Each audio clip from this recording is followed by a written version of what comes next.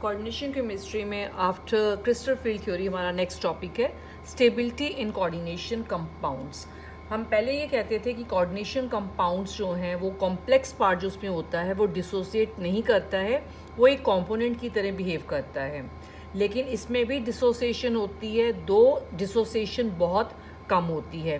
तो तभी हमारे पास क्वेश्चन आता है कि स्टेबिलिटी इन कोऑर्डिनेशन कंपाउंड कि कितना ये कॉम्प्लेक्स जो है वो डिसोसिएट कर रहा है, किन किन फैक्टर्स पे ये डिपेंडेंट होता है।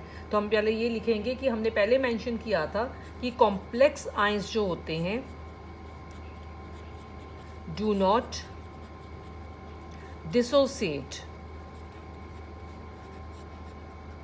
हाउएवर अब हम ये कह रहे हैं कि इनमें भी डिसोसिएशन है, लेकिन ये डिसोसिएशन बहुत ही कम होती है। सच अ डिसोसिएशन डज अकर दो इट मे बी स्मॉल। अब एक्सटेंट ऑफ डिसोसिएशन से हमें क्या पता चलता है? कोऑर्डिनेशन कंपाउंड की स्टेबिलिटी का हमें पता चलेगा। The extent of dissociation gives thermodynamic stability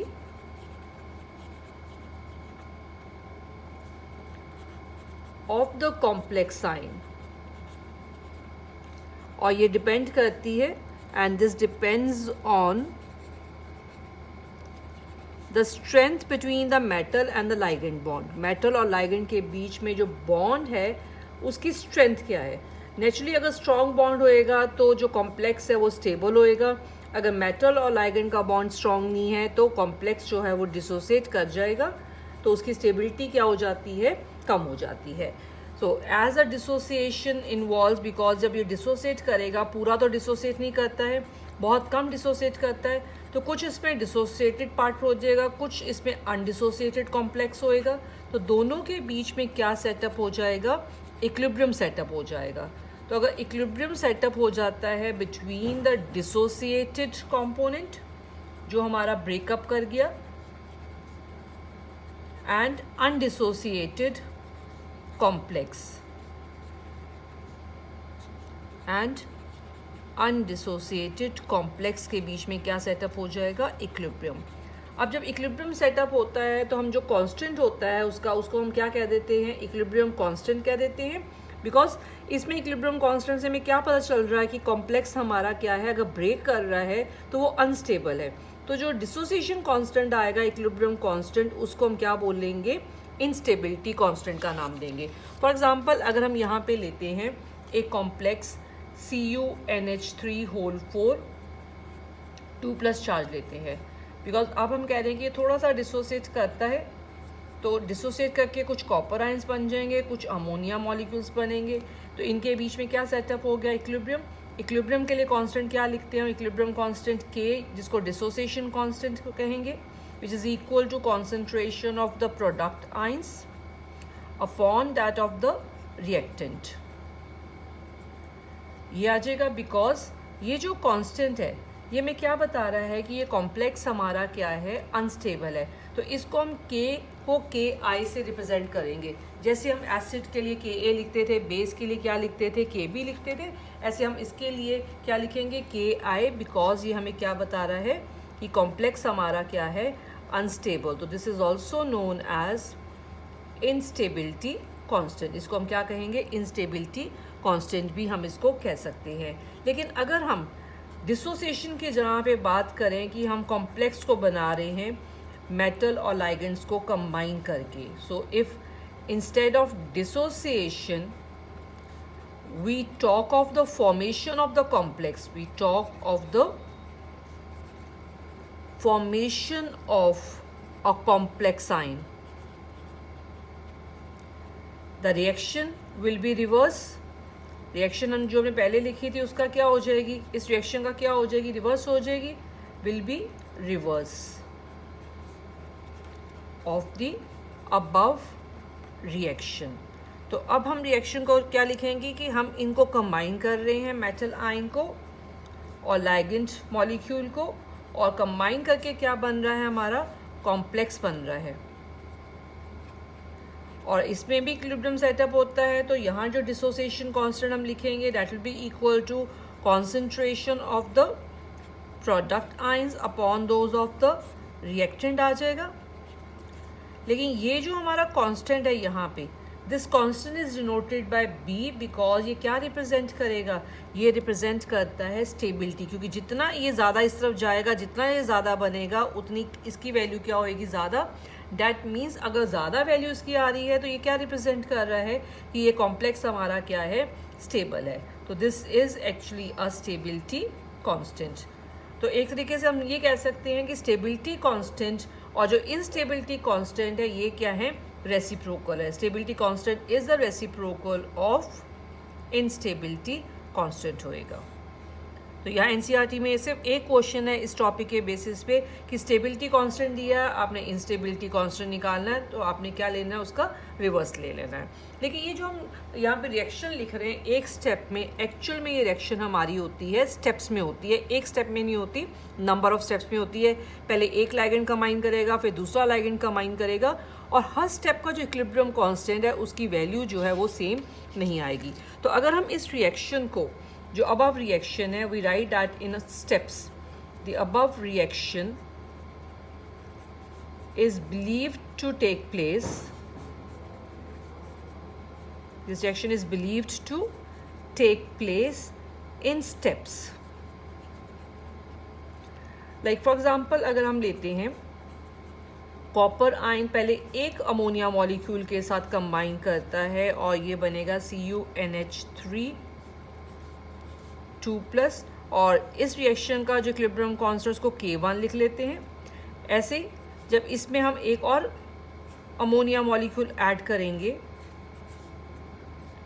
और ऐड करके नेक्स्ट स्टेप जो हमारा बनेगा वो CuNH3 होल ट्वाइस 2+ बनेगा, और इस रिएक्शन के इक्विलिब्रियम कांस्टेंट को हम क्या लिख लेते हैं, K2। This K1 is equal to concentration, formula वही रहेगा, प्रोडक्ट के आयन की कॉन्सेंट्रेशन अपॉन दोज ऑफ क्या होएगी, रिएक्टेंट। सिमिलरली इस रिएक्शन में K2 ये प्रोडक्ट के आयन की concentration upon those of reactant ले लेंगे यहाँ पे। और टोटल हमने कितने अमोनिया मॉलिक्यूल्स को कंबाइन करना है, लाइगेंड्स को 4 को करना है, तो ऐसे हमारे पास और भी क्या आ जाएंगे, स्टेप्स आ जाएंगे, एंड सो ऑन लिख लेते हैं यहाँ पे। और इसमें K1 K2 K3 K4 आएगा, एक्सेट्रा लिख लेते हैं। ये हमारे क्या होंगे, हर स्टेप के क्या होंगे, स्टेबिलिटी कांस्टेंट होंगे, बिकॉज हम फॉर्मेशन ऑफ कॉम्प्लेक्स की रिएक्शन यहाँ पे लिख रहे हैं। तो these are the stepwise stability constants, और सबको मिला के हमारे पास क्या आ जाएगा, ओवरऑल स्टेबिलिटी कांस्टेंट आ जाएगा। अलग अलग स्टेप्स में इसलिए लिखा है बिकॉज हर स्टेप का ये जो डिसोसिएशन कांस्टेंट है, स्टेबिलिटी कांस्टेंट है, इसकी वैल्यू क्या है, अलग अलग है, इसलिए हम इसको स्टेप में लिख के ओवरऑल स्टेबिलिटी कांस्टेंट लिखेंगे, जिसको हम B4 लिख लेते हैं, बिकॉज टोटल यहाँ पे 4 स्टेप हैं। तो ये हर स्टेप का जो स्टेबिलिटी कांस्टेंट है उसके मल्टीपल के इक्वल होएगा, मल्टीपल का हम सम ले लेंगे, विच इज़ इक्वल टू, अगर पूरे स्टेप्स मिलाते हैं तो ये पूरा मिला के हमारे पास ये पूरा कॉम्प्लेक्स बन जाएगा, और यहाँ पे कॉपर आयन और साथ में कितने आ जाएंगे, 4 अमोनिया मॉलिक्यूल्स आ जाएंगे यहाँ पे। ये अब यहाँ इम्पॉर्टेंट बात ये है, as more and more ammonia molecules, जैसे जैसे अमीन लाइगेंड्स जुड़ते जाएंगे, ज़्यादा लाइगेंड्स जुड़ते जाएंगे, स्टेबिलिटी कांस्टेंट की वैल्यू जो है वो कम होती जाएगी। इसका मतलब सबसे ज़्यादा वैल्यू K1 की है, फिर K2 की कम हो जाएगी, K3 की और कम हो जाएगी, K4 की वैल्यू और क्या हो जाएगी, कम हो जाएगी। Added the successive stability constants जो हैं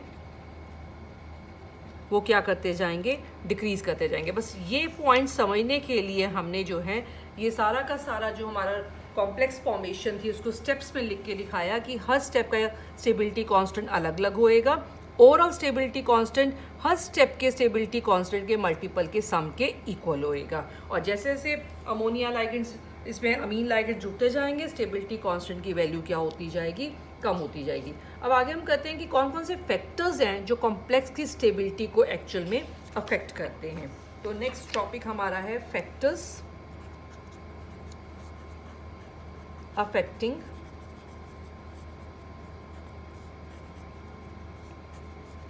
the stability of a complex ion. सबसे पहला फैक्टर इसमें आता है charge on the central metal ion. जितना चार्ज ज़्यादा होएगा सेंट्रल मेटल आयन पे, उतनी स्टेबिलिटी कॉम्प्लेक्स की क्या होएगी, ज़्यादा होएगी। तो इसका मतलब ट्राइवेलेंट मेटल आयन ज़्यादा स्टेबल कॉम्प्लेक्स बनाते हैं as compare to the divalent. तो greater the charge on the central metal ion, greater is the stability of the complex।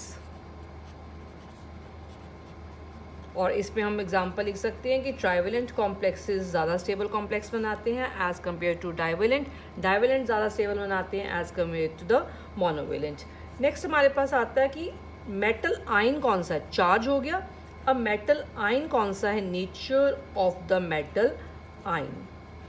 अब नेचर ऑफ मेटल आयन के अकॉर्डिंग हम मेटल्स को दो category में यहाँ पे डिवाइड करते हैं। Metal ions are grouped into two classes. First class में हम लेते हैं class A acceptors. Class A acceptors कौन सी वाली मेटल आयंस होते हैं, इसमें हम group 1, group 2, then group 3 to 6 के अर्लियर मेंबर्स, इनके क्या लेंगे, अर्लियर मेंबर्स लेंगे। जैसे ग्रुप 3 में स्कैडनियम आता है, ग्रुप 4 में हमारे पास टाइटेनियम आएगा। तो इसमें हमने जो फर्स्ट ट्रांजिशन सीरीज वाले एलिमेंट्स लेने हैं, जो सेकंड और थर्ड वाले हैं हैवियर वाले हमने मेंबर्स नहीं लेने हैं। ये वाले जो हमारे पास एलिमेंट्स आते हैं एंड इनर ट्रांजिशन एलिमेंट्स भी,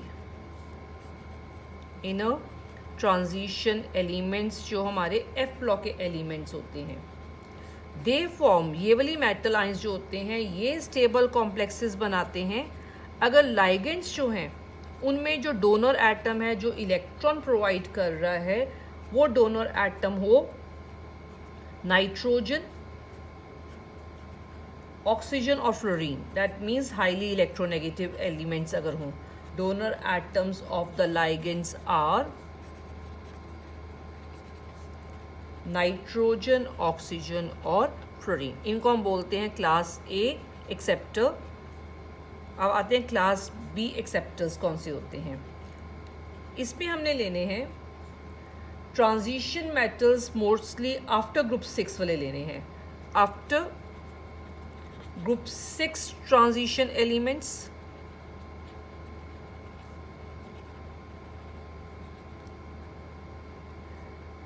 they form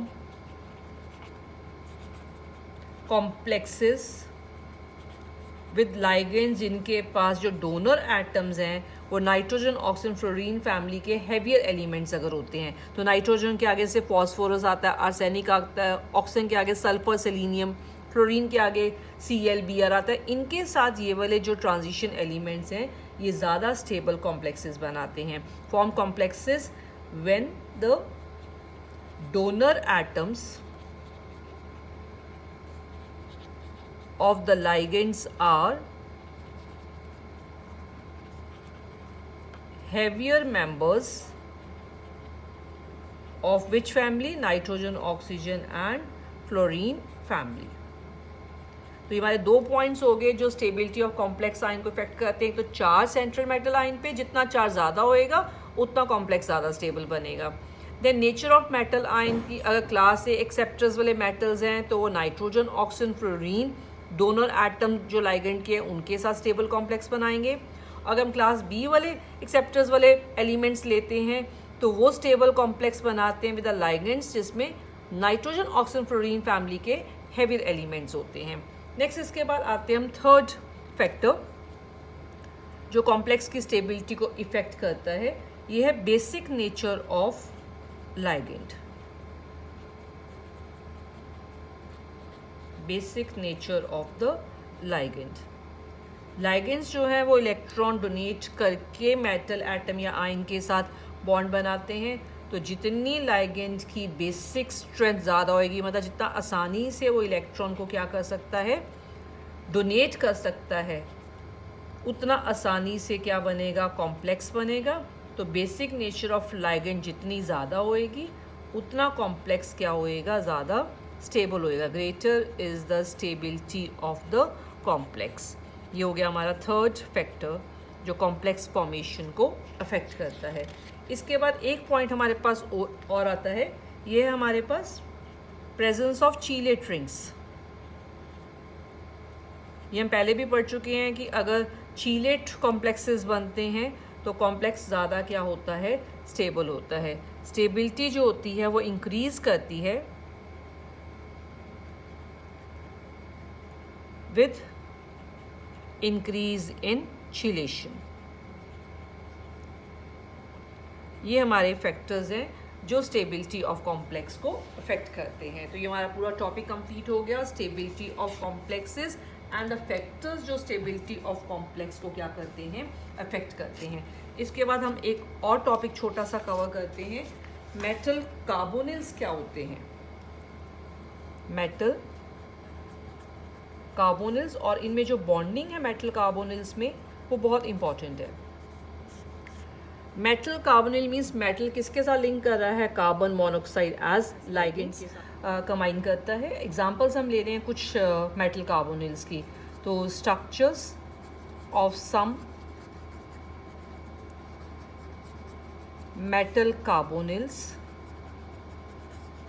आर NiCO4। इसकी स्ट्रक्चर कैसी होएगी, टेट्राहेड्रल होएगी। इसका सेकेंड एग्जांपल हम लेते हैं FeCO5। तो इसमें 3 CO तो कंबाइन करेंगे with Fe from the 3 corners of equilateral triangle, 1 above the plane and 1 below the plane, trigonal bipyramidal geometry. Next हम लेते हैं CrCO6। तो इसमें 6 अगर हमारे पास कार्बोनिल है तो ये कंबाइन करेंगे फ्रॉम द ऑक्टाहेड्रल कॉर्नर्स। तो इसकी ज्योमेट्री क्या हो जाएगी, ऑक्टाहेड्रल इन नेचर। ये हमारे हो गए 3 एग्जाम्पल्स। पहले वाला है NiCO4, ज्योमेट्री है इसकी टेट्राहेड्रल। नेक्स्ट एग्जाम्पल है FeCO5, इसकी ज्योमेट्री है ट्राइगोनल बाइपिरामिडल। नेक्स्ट है CrCO6, इसकी ज्योमेट्री है ऑक्टाहेड्रल।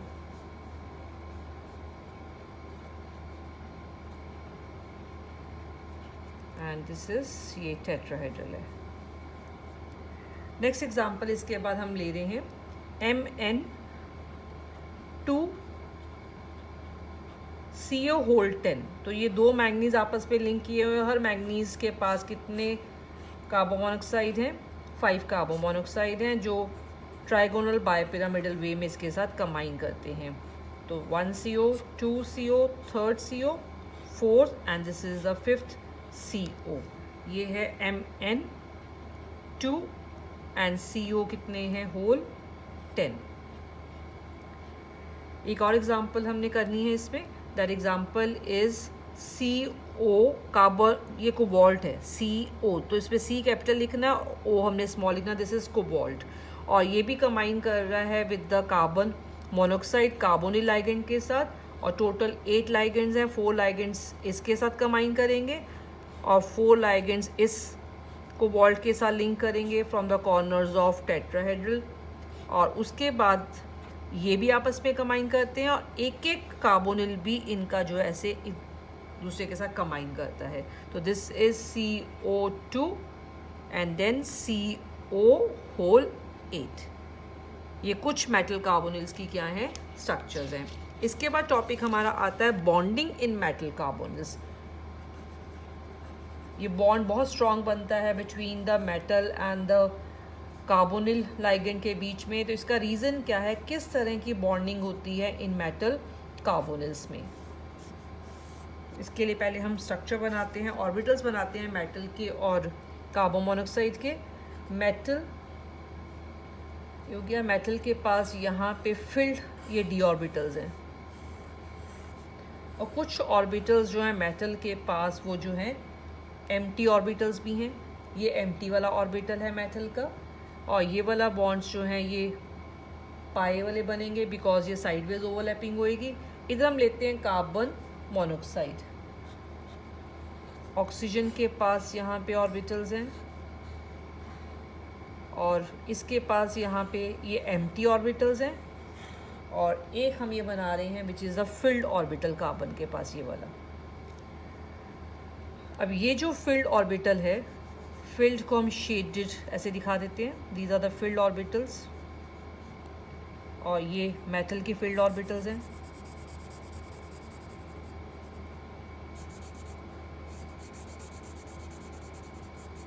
तो इसमें दो तरह की बॉन्डिंग होती है in case of the metal carbonyls. एक तो नॉर्मल बॉन्डिंग है इसमें, दैट इज सिग्मा बॉन्ड बनता है।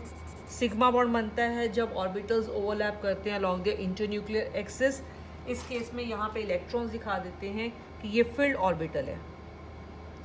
ये अपने ये वाले इलेक्ट्रॉन्स जो है इसके साथ शेयर कर लेता है एम्प्टी ऑर्बिटल्स ऑफ मेटल के साथ, और इंटरन्यूक्लियर एक्सिस के अलोंग है। तो इनके बीच में यहाँ पे जो ये बॉन्ड बनेगा that one will be a sigma bond. तो एक तो सिग्मा बॉन्ड बन गया, लेकिन इसके बाद ये बॉन्डिंग जो है मेटल और जो कार्बोनिल की है और ज़्यादा स्ट्रॉन्ग हो जाती है, या सिनर्जिक इफेक्ट हो जाता है। डैट इज़ ये अपने जो फिल्ड ये ऑर्बिटल्स हैं, ये इन एम्प्टी ऑर्बिटल्स ऑफ जो anti bonding pi star orbitals available हैं कार्बन के पास, उनके साथ ऐसे इलेक्ट्रॉन्स को बैक डोनेट कर देता है। जिस bonding is called the back bonding कहते हैं। इससे ये बॉन्ड जो है और ज़्यादा क्या हो जाता है, स्ट्रॉन्ग। सिग्मा बॉन्ड तो बन रहा था, लेकिन because of this back bonding ये बॉन्ड और ज़्यादा क्या हो जाता है, स्ट्रॉन्ग हो जाता है। तो ये इलेक्ट्रॉन इसके साथ ऐसे भी शेयर कर लेता है, और इससे क्या बन जाता है, इनके बीच में ये पाई बॉन्ड बन जाता है। तो दो तरह की यहाँ पे बॉन्डिंग होती है in case of metal and the carbonyl. This is synergic bonding. इसको हम क्या कहते हैं, सिनर्जिक बॉन्डिंग कहते हैं। अब इसको मैं कंप्लीट लिख रही हूँ ये सारा का सारा पार्ट यहाँ पे, ताकि ये क्लियर हो जाए। द मेटल एंड जो कार्बन का बॉन्ड है इन मेटल कार्बोनिल्स, दो बॉन्ड्स हैं इसमें, एक सिग्मा बॉन्ड आता है और दूसरा कौन सा आता है, पाई बॉन्ड होता है। Have sigma and pi character. इनमें सिग्मा करैक्टर भी होता है एंड इनमें पाई करैक्टर भी होता है। अब पहले हम इसमें आते हैं सिग्मा बॉन्ड कैसे बनता है। मेटल और कार्बन का जो सिग्मा बॉन्ड है ये बनता है by donation of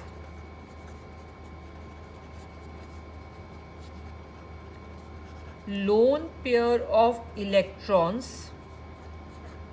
of carbonyl carbon to vacant orbitals of metal। ये लोन पेयर इलेक्ट्रॉन्स कार्बन के वेकेंट ऑर्बिटल्स ऑफ मेटल में ऐसे शेयरिंग हो जाती है, डोनेशन हो जाता है इलेक्ट्रॉन का, और उससे कौन सा बॉन्ड बन जाता है, सिग्मा बॉन्ड बन जाता है। अब नेक्स्ट आते हैं कि पाई बॉन्ड कैसे बनता है। मेटल और कार्बन के बीच में pi bond is formed by donation of a pair of electrons from these filled d orbitals, electrons from filled d orbitals of metal into these vacant anti-bonding orbitals, into vacant anti-bonding pi molecular orbitals, जिसको ये हमने pi star के साथ denote किया है, of carbon monoxide. इनमें donate करके क्या बन जाता है, पाई बॉन्ड बन जाता है। The metal to ligand bonding, metal और लाइगेंड के बीच में ये जो बॉन्डिंग बनती है इसको हम क्या कहते हैं, सिनर्जिक इफेक्ट। सिनर्जिक मतलब इन्होंने एक दूसरे के बॉन्ड को क्या कर दिया, और ज़्यादा स्ट्रॉन्ग कर दिया। सिग्मा ने पाई को, पाई ने सिग्मा बॉन्ड को क्या कर दिया, स्ट्रॉन्ग बना दिया, जिसकी वजह से मेटल और कार्बन मोनोऑक्साइड जो है, कार्बोनिल जो होता है, इनकी बॉन्डिंग क्या हो जाती है, बहुत ज़्यादा स्ट्रॉन्ग हो जाती है। This complex is a very strong complex, stable bonding हो जाती है between the carbon monoxide and the metal. तो this is about the bonding in metal carbonyls. ये टॉपिक इसके साथ हमारा कंप्लीट होता है। हमने कवर किया है इसके पहले stability in the coordination complexes, और उसके बाद टॉपिक कंप्लीट किया है मेटल कार्बोनिल्स।